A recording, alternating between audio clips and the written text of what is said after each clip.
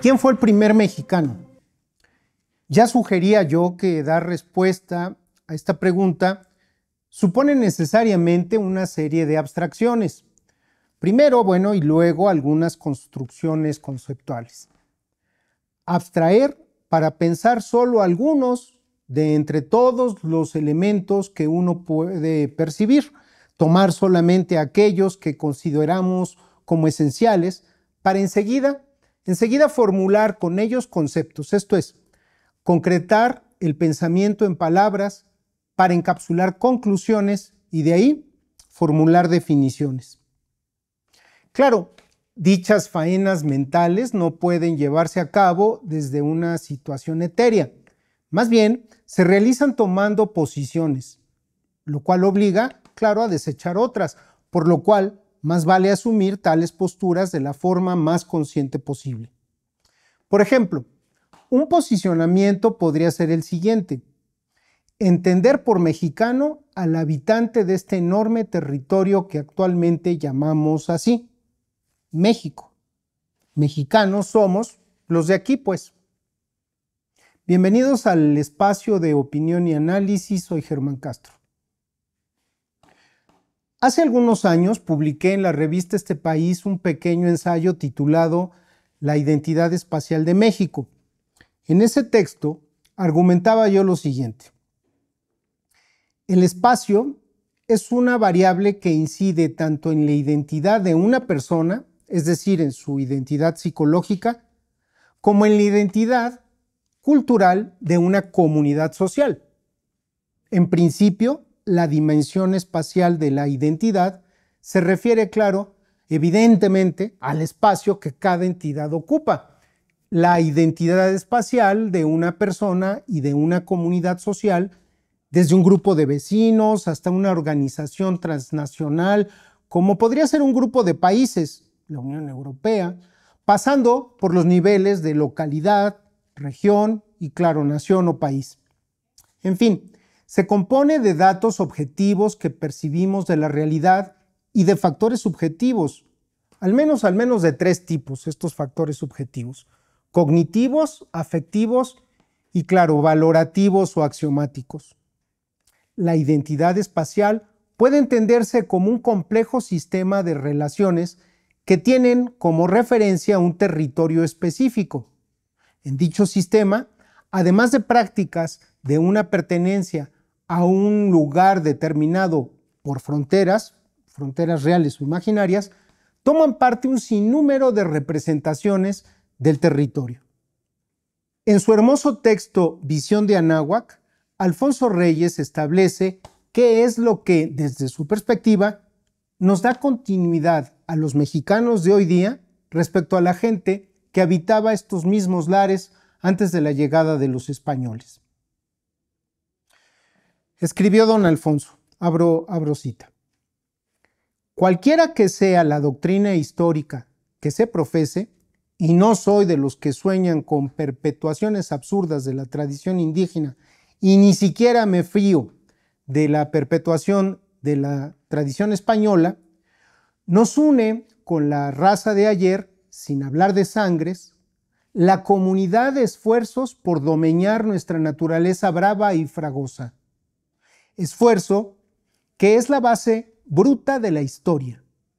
Nos une también la comunidad, mucho más profunda, de la emoción cotidiana ante el mismo objeto natural. El choque de la sensibilidad con el mismo mundo labra, engendra un alma común. Pero cuando no se aceptara lo uno ni lo otro, ni la obra de la acción común ni la obra de la contemplación común, convénganse en que la emoción histórica es parte de la vida actual, y sin su fulgor nuestros valles y nuestras montañas serían como un teatro sin luz. Hasta ahí la cita.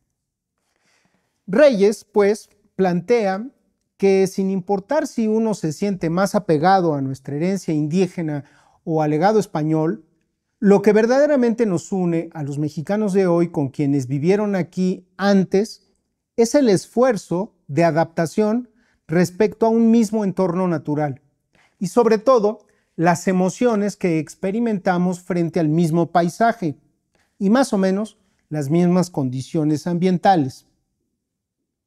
Esa experiencia compartida nos da un alma común. La historia sigue viva en nosotros. Sin ella, nuestro entorno sería como un escenario apagado. Si partimos pues de esta premisa, la dimensión espacial, habría que decir que los primeros mexicanos fueron, pues claro, los nómadas de origen asiático que llegaron desde el norte del continente para asentarse aquí, en Mesoamérica. ¿Cuándo fue esto? Pues más o menos hace unos 20,000 años. En dado caso, el primer mexicano sería prehistórico, anónimo e imposible de mentar.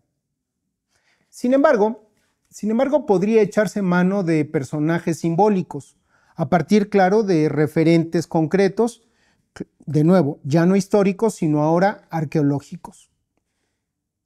Durante mucho tiempo se consideró al hombre de Tepexpan, un esqueleto encontrado en 1947 en el lago de Texcoco, como el testimonio más antiguo de vida humana en el territorio que hoy ocupa nuestro país. Error. El hombre de Tepexpan, que además a la larga resultó que no era hombre, que no era varón, sino mujer, vivió por estos lares hace apenas unos 6,000 años, de tal forma que no. El esqueleto de otra fémina, localizada en 1959 en el oriente de la Ciudad de México, entonces Distrito Federal, es mucho más antiguo. La llamada Mujer del Peñón de los Baños vivió hace unos 11,000 años, según el trabajo de fechamiento realizado en 2002 por un equipo interdisciplinario de investigaciones del Instituto Nacional de Antropología e Historia y la Universidad de Liverpool. Pero el carácter de primera mexicana le duró muy poco a la pobre Mujer del Peñón. Poco más de un decenio después sería desplazada.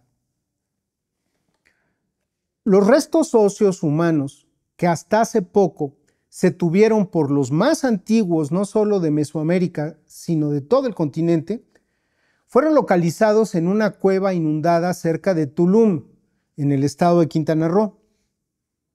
El sitio arqueológico, una especie de cápsula de tiempo natural, se conoce como Hoyo Negro. Ahí, los arqueólogos subacuáticos del Instituto Nacional de Antropología e Historia encontraron también restos de casi 30 mamíferos, grandes mamíferos, 11 de ellos del Pleistoceno tardío, como un tigre dientes de sable, un perezoso de tierra y un tapir gigante. En cuanto al esqueleto humano, se trata de una joven que alcanzó a vivir unas 15 primaveras. ¿Cuándo? Hace unos 12,000 años. Afortunadamente, en vez de llamarla la Mujer del Hoyo Negro, los investigadores de Lina tuvieron el tino de ponerle otro nombre, Naya. Este apelativo fue elegido en referencia a las ninfas acuáticas de la mitología griega, que se llamaban Náyades o Naides. Gracias a las condiciones en que se hallaba Naya, fue posible la conservación de ADN mitocondrial, del cual se obtuvo la información que permitió confirmar su linaje. Los resultados indicaron que se trata de una joven de origen asiático, beringio, del grupo que está identificado con las migraciones que llegaron a América desde Siberia. Pero Naya también perdería su sitio. Los restos conocidos como la Eva de Naharón se consideran hoy los más antiguos de Mesoamérica y uno de los más vetustos de todo el continente americano. Ella, a la que actualmente podríamos considerar la primera mexicana de quien tenemos noticia, vivió hace por lo menos 13,600 años. Esto conforme a las dataciones realizadas por carbono 14 y espectrometría de masas. Sus restos fueron hallados en el año 2000 por el investigador Octavio del Río en las cuevas de Naharón, parte del sistema Naranjal, al sur de Tulum, también en Quintana Roo, México. En concreto, el descubrimiento ocurrió en un cenote. Los restos se hallaban a 368 metros de la entrada de la cueva y a unos 23 metros de profundidad. Ahora, ¿por qué Naya fue considerada primero más antigua que la Eva de Naharón durante algún tiempo? Se debió a una combinación de factores.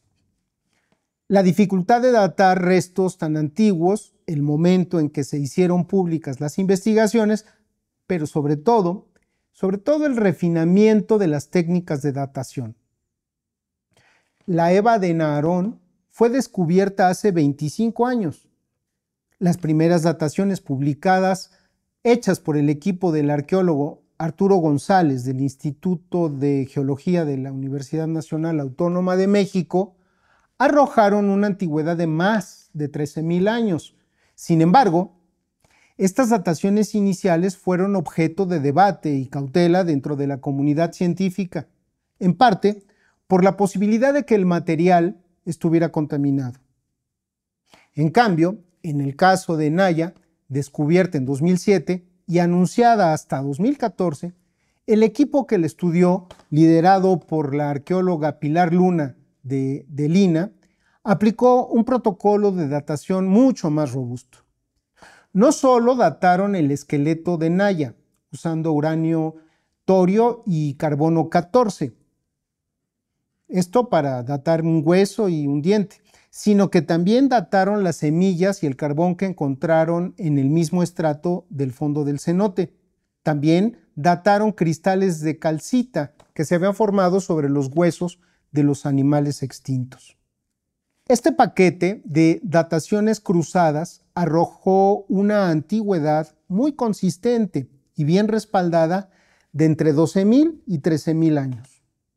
Hoy día, la datación más precisa para Naya es de 12,900 a 12,700 años.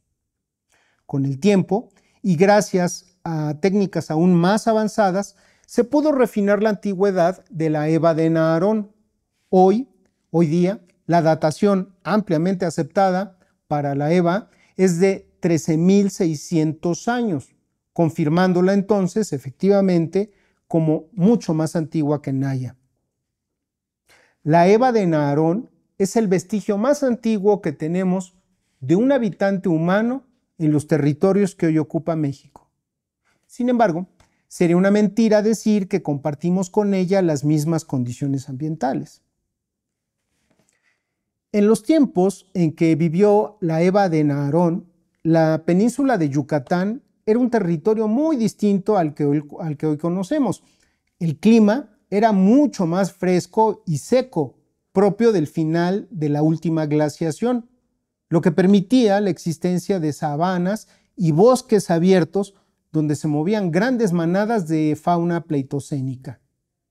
Los grupos humanos, pequeños y nómadas, recorrían la región en busca de agua, frutos, raíces y sí caza menor, mientras vigilaban de cerca a los grandes animales que compartían su entorno.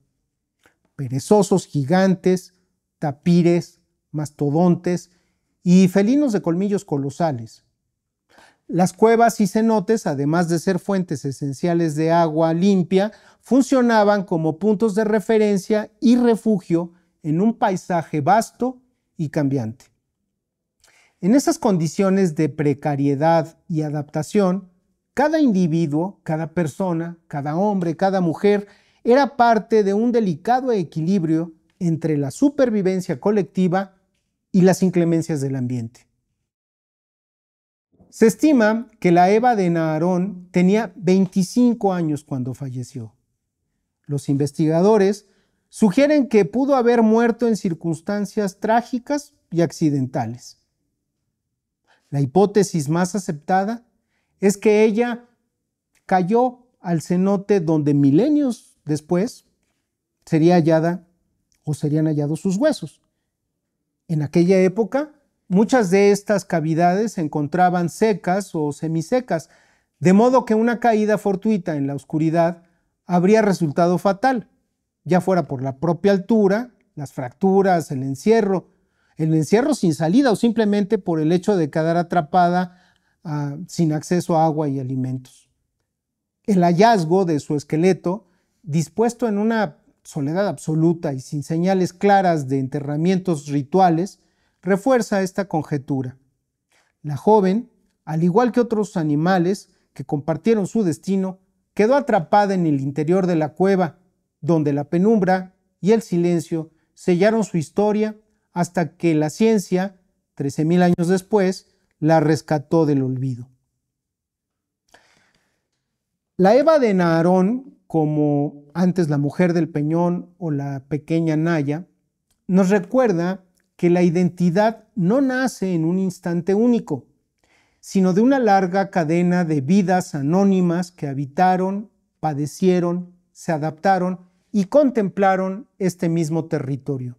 Reconocerlos como parte de nuestra historia es asumir que ser mexicano significa también ser heredero de una conexión profunda entre el paisaje y la memoria, entre el territorio y el deseo.